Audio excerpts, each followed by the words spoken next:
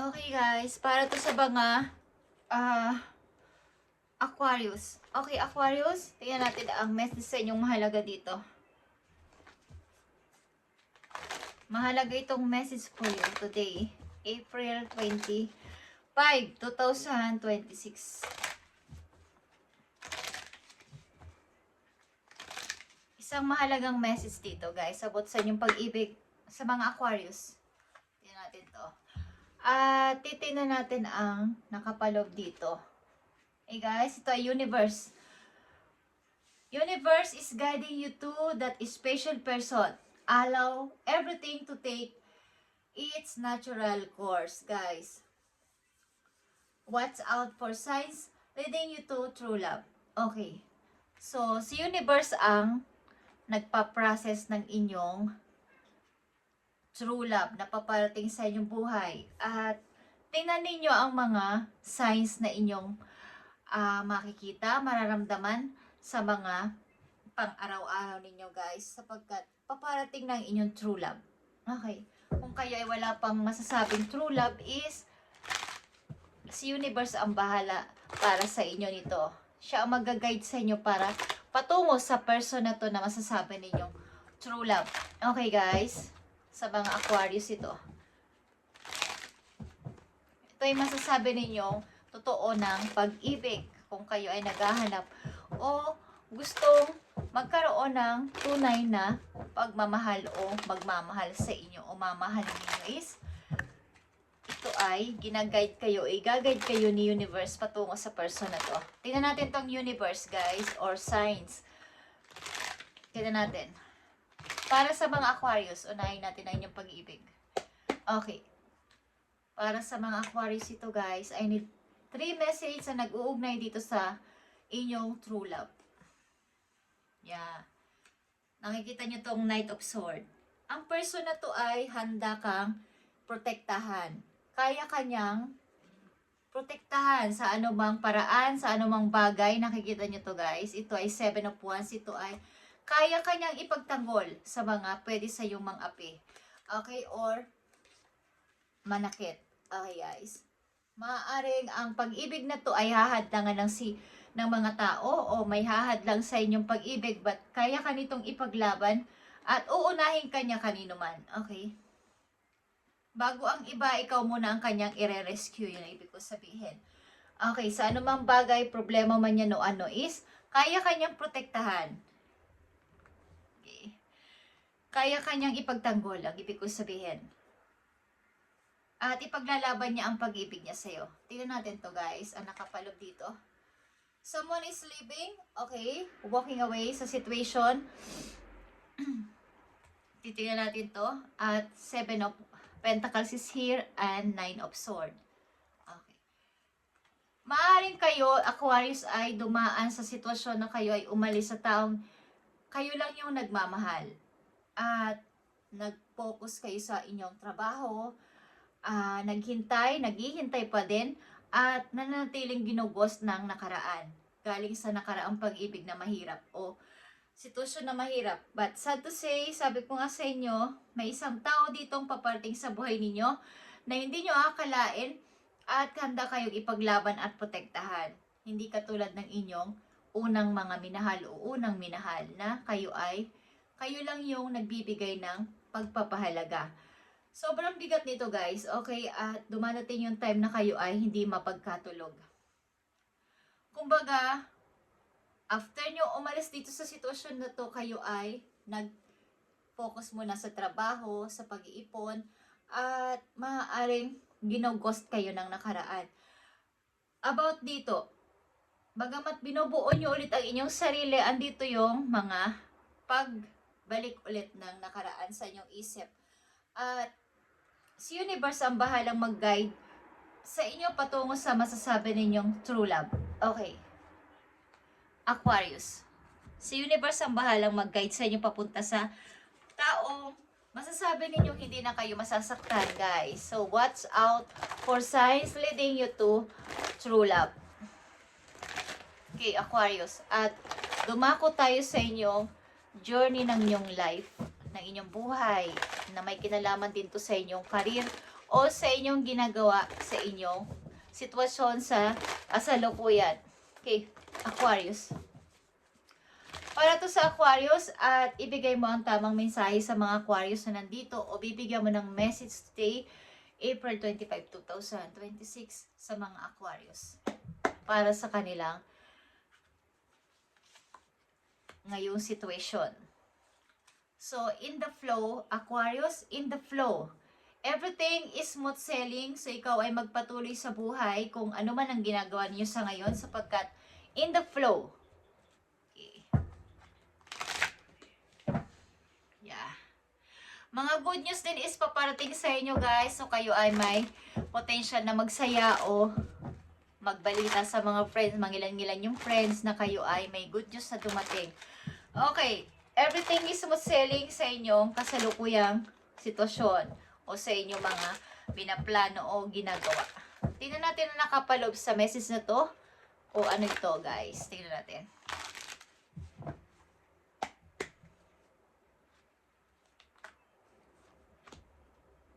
Para to sa mga Aquarius, kanilang sitwasyon. Thank you, Spirit. So, andito ang 5 of Cups. Okay, guys. Yung pagkadismaya. Okay. Something na kayo ay may mga pinahalagahan talaga sa buhay at kayo ay nadismaya o nadisappoint sa inyong ginawang pagpapahalaga o pagbibigay sa kanila ng oras, pagbibigay sa kanila ng effort or any na kayo ay nadismaya talaga. Baga, nasayang. Gusto niyo sabihin na nasayang lang ang mga oras ko, ang panahon ko, sa pag-intindi sa inyo, sa pag-aalaga sa inyo, sa pagmamahal sa inyo. Nag-invest ako ng aking emosyon sa inyo, pero parang binaliwala nyo lang ako. So, andito yung pag-regret, yung regret. Okay. Kaya natin to. So, huwag ka mag-alala sapagkat everything is smooth sailing, Aquarius. So, andito ang grounding, guys. Sa inyong sitwasyon, go deep, explore your roots. Ang ibig sabihin nito, pag-isipan mong mabuti at pagmuni-munihan mong mabuti ang sitwasyon mo sa mga nakaraan mong maraming taon. Ano ba yung mga sinayang ko? Ano ba yung nawala sa akin na dapat kong ibalik? Okay? Pag nilay-nilayan ninyo guys, at ibig sabihin ng explore your roots, explore mo pa ang iyong kakayanan. Palawakin mo pa na katulad ng isang puno na hindi nakikita yung ugat sa ilalim ng lupa. Yung kanilang roots, yung kanilang na sila ay lumalago. Hindi alam ng mga ibang tao na kayo ay, halimbawa to guys, okay? Hindi nila alam na kayo ay may ganito, may ganyan, pero wala kayong sinasabi. Lihim lang, okay? At explore nyo to. Maging tahimik kayo at maging ma-private sa inyong buhay simula sa araw na to. At palawakin ninyo inyong kaalaman at maging parang kumbaga ay magugulat sila na ikaw ay nakamove on ng tuloy-tuloy. Naging maayos ang buhay. Yung mga taong nanakit sa'yo, nagbigay ng pasakit o hirap is, ano man to, sino man sila is, magugulat sila na ikaw ay nagpapatuloy at nagpapatuloy sa buhay, sa paglago sa iyong sarili. At hindi nila alam yun sapagkat ikaw ay kumikilos ng palihim. Okay? Explore mo yung iyong roots. Katulad ng ilang puno na hindi mo alam na yung puno na yon kamag-anak ng puno sa kabilang baryo, okay? Sapagkat ine-explore niya yung kanyang ugat sa ilalim. Yun ang ibig ko sabihin, yun ang halimbawa nun guys. Okay, so tingnan natin ang grounding. Nakikita niyo to Aquarius, the Fool. Ito ay bagong pasimula sa buhay mo. Bagamat ikaw ay takot at nag-aalinlangan sa mga dapat mong i-start sa buhay is yung dalhin mo lang yung iyong pasanin mo lang na dalhin iyong kaya mo. Iwanan mo yung ilang mga problema na hindi naman dapat na dala-dala mo. Sapagkat mabigat, kahit kapag kayo ay nagta-travel o magta-travel is pwedeng mag-excess yung baggage mo or pwede kang mahirapan sapagkat marami kang dala, diba? Pero kung konti lang ang dala mo at may konti ka lang, isang bag lang o mga hand carry lang is napakadali lang gumalaw, kumilos o sumakay or what is walang sagabal, walang hassle, yun ang ibig ko sabihin. So yung mga bagaheng daladala nyo sa buhay nyo na hindi naman dapat ikaw ang dapat nagdadala niyan lang is iwanan mo. Sila nang bahala dun. Okay? Nagawa mo na yung part mo. At grounding is here. Nakikita nyo ang 7 of Cups. May mga opsyon na paparating sa inyo. Ito man ay tao o karir o ano man to is, maging mapili ka. Huwag kang basta-basta mag-decide. Pamilian mong mabuti, pag-isipang mabuti, at huwag pasilaw sa mga sweet words, sa mga promises. Pag-aralan mo baka ikaw ay magkamali na naman. Ito man ay taong paparating sa'yo, career na paparating sa'yo, is tingnan mo mabuti. Maraming bulaan sa paligid. Kahit yan ay matamis magsalita or maayos magsalita, magaling magsalita, is pwede kang mamanipula or sila ay mga sinungaling. So ikaw ay maging maingat na this time, maging wise ka na sa pagpili at sa pagsagot-sagot. Okay. Knight of Wands is here. May mga plano ka na, gusto mong i-start, pero meron kang mga takot o nag-aalinlangan ka sapagkat, kumbaga, nagkaroon ka ng phobia sa pagtanggap ng mga taong dumarating, sa mga taong nag-a-approach sa'yo. Parang ang ilan sa inyo dito ay na loko o something na may mga nagsinungaling sa inyo, na nasayang lang yung inyong tiwala at na-disappoint kayo sa huli, okay? So, pwede pa naman kayong mag-start again at magiging busy ka sa mga darating na araw sa inyong buhay. Magkakaroon ka ng pagka-busy. Okay? At magpo-focus ka na lang sa iyong pagtatrabaho. Okay? Marami kang gustong ituwid at yan ay mga nasayang mo sa mga, dahil sa mga paniniwala mo agad sa kanila. Okay? Aquarius. So, grounding guys. Explore your roots. At everything is smooth sailing. Pag ito ay iyong itrinay o iyong sinubukan, is magiging okay ang takbo ng iyong sitwasyon. Okay. Tingnan natin ang last message sa inyo guys. Aquarius. Paparating sa iyong message simula sa araw na to guys. Kung kayo ay pag nilay-nilayan nyo mga parating sa inyong offer, mga taong pumapasok o gustong pumasok sa buhay ninyo na bago is, tingnan nyo mabuti. Baka kayo magkamali ng pipiliin. Tingnan natin ang mahalagang message sa'yo, Aquarius. Tingnan natin to guys. Okay. Magkakaroon ka ng happy family na masasabi, buong pamilya. Ito ay masasabi mong true love. Pang forever na to, Aquarius.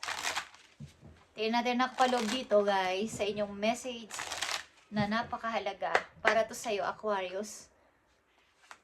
I need 3 messages dito. Mahalaga ito. 3 of Swords is here, okay? Bubuuin mo ulit ang iyong sarili after na mga pain na to, after ng pasakit sa'yo at pag-iwan ng mga ilang tao, is bubuuin mo ulit ang iyong sarili, maybe sa malayo or lalayo ka sa kanila. Okay? Aliman dyan. So, dito ang Knight of Gabriel at ito ay Knight of Wands. Katulad ng message sa inyo kanina na Knight of Wands. Pagpapatuloy sa buhay, Aquarius. Time to take action. Huwag kang matakot, katulad ng sinabi ko. Kayo ay takot mag-forward o sa mga plano ninyo. Time to take action. Great passion for cause. Extensively, knowing just to do. Okay. Kung ang kabayo dito kanina ay parang takot yung paa niya na, kumbaga, mag-forward. Nakikita nyo dito yung paghakbang ng horse sa pag-forward niya, okay? So, kayo ay magpatuloy lang sapagkat ginaguide kayo ng inyong mga angels. Okay, may nag-guide sa inyo, papunta sa inyong mga gustong gawin.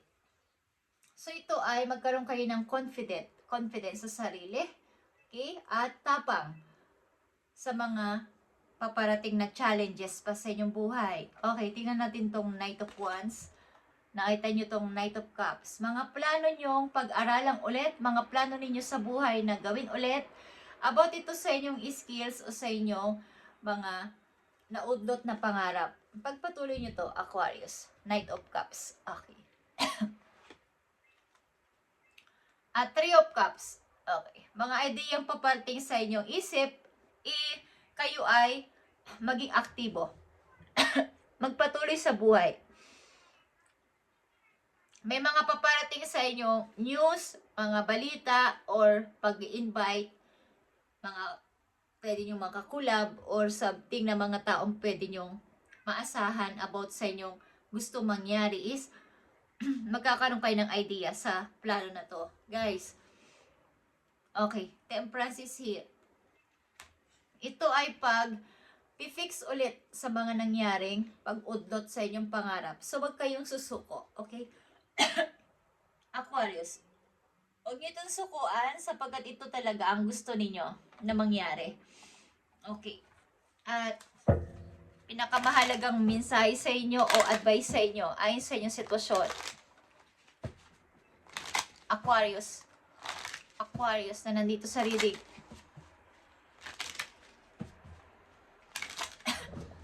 So, maaaring ang ilan sa inyo ay paglayo sa mga taong nanakit sa inyong puso o nanakit sa inyong damdamin. Paglayo ito. At pagbibigay ng pagbabalik ng energy sa inyong sarili. Pagbuo ulit sa inyong sarili. Sapagkat para kayong nawalan. Okay. Sorry. So, ditong reflection guys, galing talaga to sa nakaraan. If you are facing a difficult situation sa ngayon, do not push into making decision. Kung kayo ay medyo alinlangan at hindi sigurado sa mga inyong pipiliin o inyong isasagot o pagdidesisyonan, konti mo nang katulad ng grounding. Okay? Go deep. Explore your roots. Kumbaga, pag-isipang mabuti, huwag basta-basta. Huwag basta-basta desisyon. Huwag kayong mag-rush. Sapagkat everything is smooth sailing. You are advised to turn the problem around in all possible manners before deciding on solution. Okay. So, maging maingat kayo. May pumipil sa inyo. Jesus name. Okay.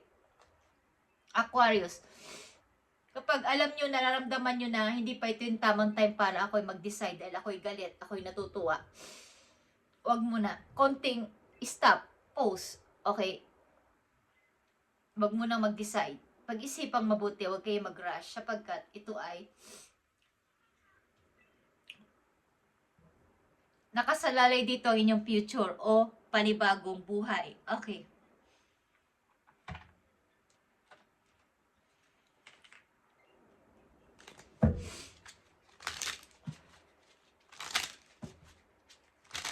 Aquarius, reflection, okay? Huwag kayo magmadali kapag kayo nakakaranas ng lungkot sa ngayon, tapos magdidesisyon kayo, galit kayo, magdidecide kayo, natutuwa kayo, magdidecide kayo. Konting pag-isipang mabuti. Okay? Isa pang message for you, Aquarius. Okay. Nakikita nyo to, guys. Katulad ng reflection na sinasabi ko sa inyo. Not in this lifetime. Okay.